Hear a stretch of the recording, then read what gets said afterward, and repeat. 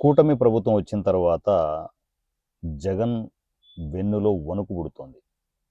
ఆ విషయం క్లియర్‌గా అర్థమవుతోంది. ఎందుకంటే ఇంతగా భారీగా సోషల్ మీడియా మీద ఇష్టం వచ్చినట్టు డబ్బులు వెదజల్లి, ఎస్పెషల్లీ జనసేన మీద టార్గెట్ చేసుకునేసి ఇంత రచ్చ చేయాల్సిన అవసరం లేదు. కానీ రీజన్ ఏంటి? ఇప్పుడు కూటమి నుంచి జనసేనను విడగొడితే తప్ప వైఎస్ఆర్‌సీపీ మనుగడ వచ్చే సిచ్యువేషన్ లేదు. అది క్లియర్‌గా జగన్‌కి అర్థమయ్యే టీడీపీని ఎలా టార్గెట్ చేయలేము, జనసేనను టార్గెట్ చేస్తే, ఎందుకంటే మంచి ఉడుకు రక్తం మీద యంగ్స్టర్స్ చాలామంది ఉంటారు జనసేనలో, ఇష్టం వచ్చినట్టు రియాక్ట్ అవుతారు.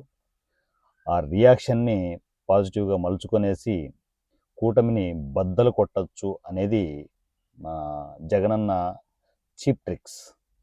ఆ ట్రిక్స్ వర్కౌట్ కావని తనకు చివర్లో తెలుస్తుంది, ఇప్పుడు తెలియదు. ఎంత పీక్కున్నా ఏం లాక్కున్నా కూడా కూటమిని విడదీసే సిచ్యువేషన్స్ ఎక్కడా లేవు.